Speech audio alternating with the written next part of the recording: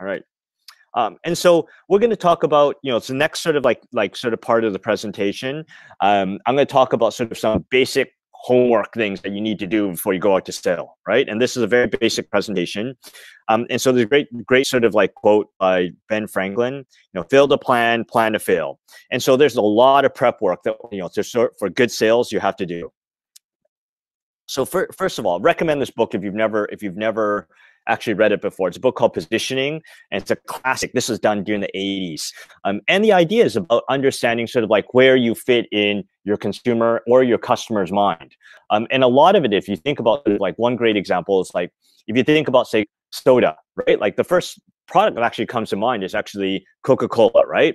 Usually followed by Pepsi. And you don't even actually remember anything else beyond that. And so understanding sort of like categories of just like where you fit, right? So for example, if one example from software perspective, like CRM software, you think Salesforce.com, right? Their product sucks, but actually you think Salesforce.com because like they're just well positioned in your market. Or like they've owned the market from that perspective.